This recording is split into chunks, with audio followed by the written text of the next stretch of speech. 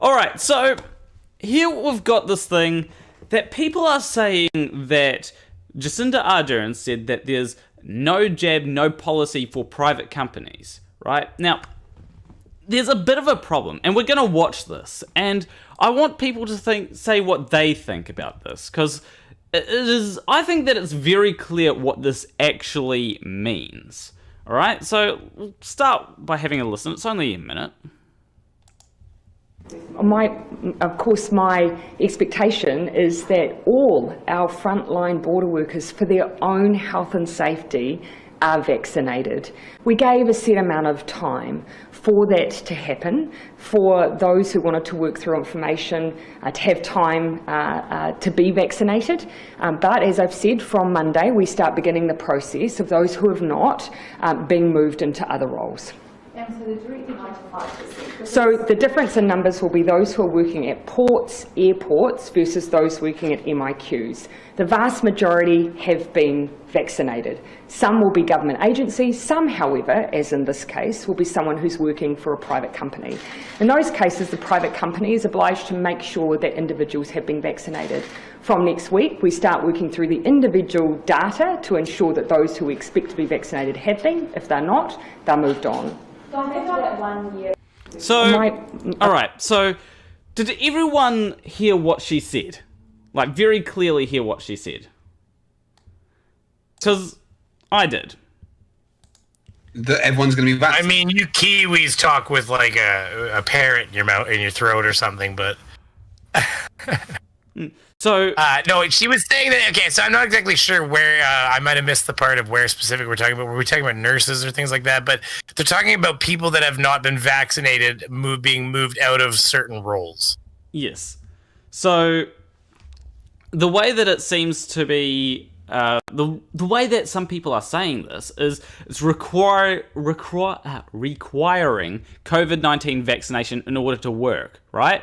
That is not what she is saying. It's to work at certain roles, you're required to be vaccinated. And that's understandable. If you're working on the front line, if you're working at a place where you're likely to catch COVID, then yeah, I think it's understandable that you're required to be vaccinated. And if you decide, okay, I'm not going to get vaccinated, then they'll just move you into another role. I'm sure that there are cases where, you know, if you're not wearing a certain thing, like if you work somewhere, you're required to wear certain clothing. If you decide to turn up to your work not in uniform, like if you're a checkout chick or whatnot, then they're probably gonna say, no, you've got to come back in uniform, you know? Basically, like if you were Nathan Thompson and you show up in anything but a duck suit, you've got to go home, get dressed again, come back. Yeah, exactly. And they say that it's a clear violation of the Nuremberg Code. What? Yeah, it says, one person says Nuremberg Code is for medical experiments. Can you play a clip of Rob Schneider talking about the Nuremberg Code? I don't know it. That exists. Yeah, Rob Schneider. You know who Rob Schneider is, Oh right? yeah, I know who Rob Schneider is. There's the clip of him arguing with somebody about the Nuremberg laws or whatever, which he's misquoting as well. And then there's also a tweet out there where some senator or some like governor or whatever tweets like, "Let's face it, that's an hour and a half that I'll never get back in my life of my life spent arguing with Deuce Bigelow about vaccinations," or something like that. It's awesome. Yeah, he's an advocate. He's an advocate for like people not having to vaccinate and stuff. So he's stupid. Yeah, well, did you think any otherwise? I guess. No offense to, or offense. I don't really care, but you know what I mean. Yeah, no, exactly. I mean, yeah. Rob Schneider, you know. Yeah, and so this person responded to someone saying that the Nuremberg Code is for medical experiments by saying the vaccines ain't experimental. I think they mean are experimental. And those taking the vaccines it ain't experimental what? What experimental did they eat? I have no idea. And those taking it are part of that experiment, which is against the Nuremberg Code. Haven't these been tested already? You would think so. I'm backwards. Yeah, I'm pretty sure that, and even if, let's say they are experimental, how are you going to show that they're effective in humans without experimentation? Magic, I guess. Yeah, I suppose animal testing... I'm not yawning it. That's not at the topic. That's at the fact that I am exhausted. I'm sorry.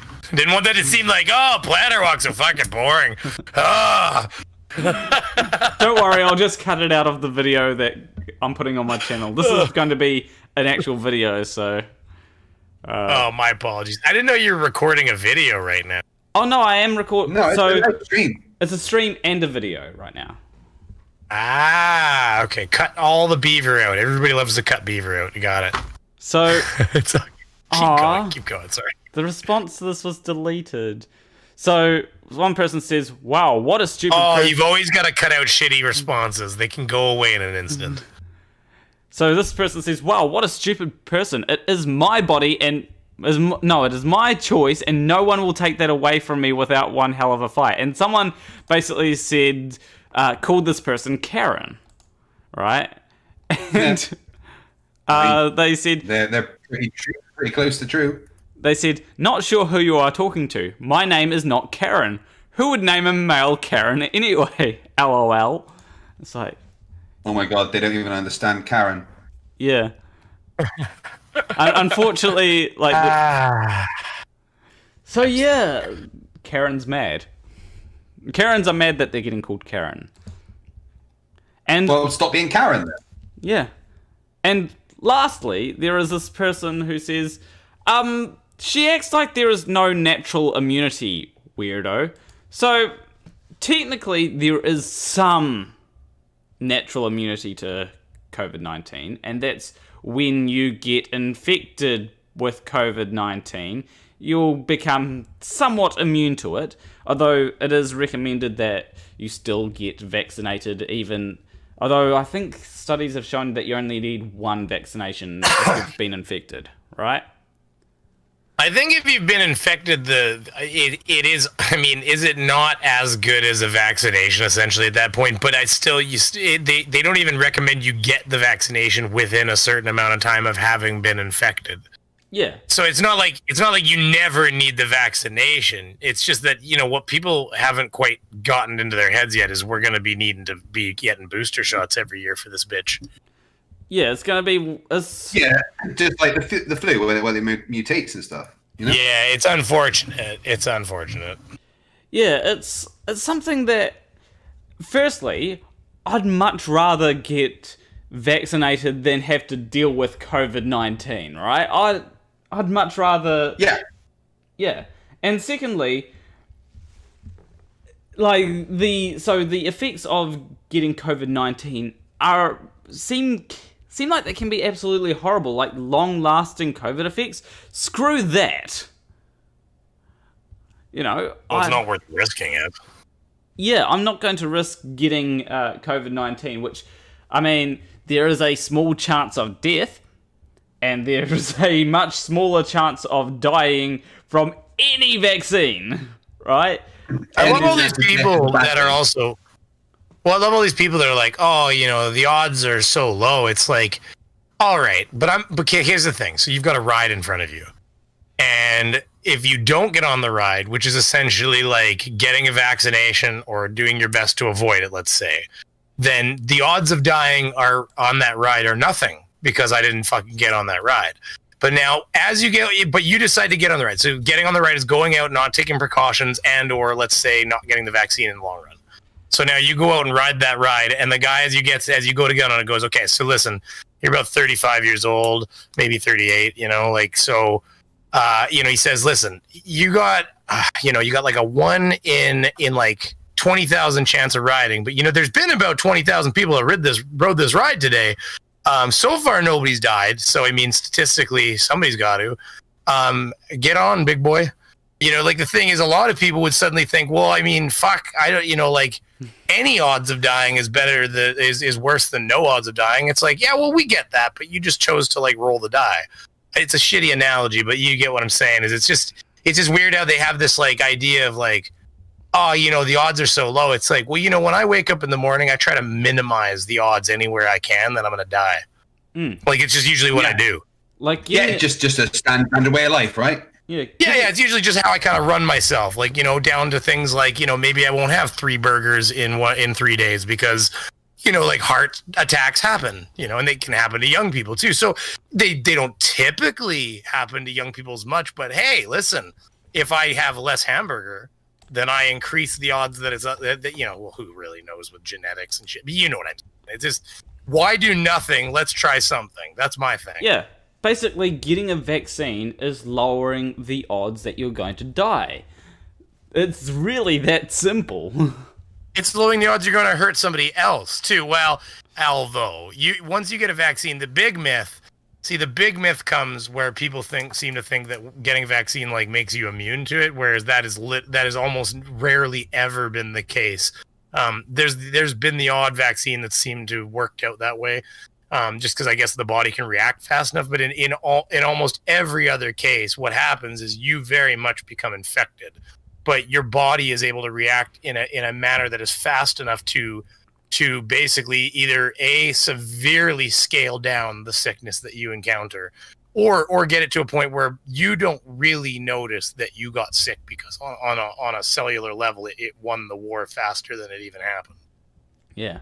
But you got sick. As soon as that first cell gets in there, you're sick, technically, right? Because it gets in the cell, it reproduces, and off it goes. Yeah, technically. But yeah, basically, the thing that I'm getting to is that you should get vaccinated. Whether you're a frontline worker or not, like, even though I'm not a frontline worker, as soon as it becomes available for me, and I think that's in June, July, I'm going to be able to get vaccinated, I'm going to get vaccinated because, it's better for me to get vaccinated in case there is an outbreak in New Zealand at some time. I want to, not have I want to have a low chance of actually getting sick from this, and so, or if I want to go overseas, if I want to go to a place like America, let's say, then yeah, I definitely want to be vaccinated for going to that place. So that's the moral of the story here. And obviously there are people trying to make this seem as though it's everyone that is required to. That is just simply not the case. People seem to overblow this, saying we're at the stage of mandatory vaccinations. No, it's not mandatory, at least not in New Zealand. It is just highly recommended that you do, and you're required to get a vaccine if you work at certain areas, but only if you want to still work there. They'll move you to other roles if you don't get the vaccine. So it's not like it's a big deal, honestly. Maybe they're not being harsh enough. Maybe. I'm not going to say that they're... Good luck internationally traveling. Yeah. But anyway... Good luck. You will not be allowed to get into a country without a vaccine. I'm willing to bet that right now. Absolutely. But anyway, with that, leave a like and subscribe if you liked that segment video thing. Not sure what to call it, but I'll think of something. Make sure you ring the bell notification so that you actually get notified of when I post new videos. I will see you in the next video. Between you and me, thank you for watching.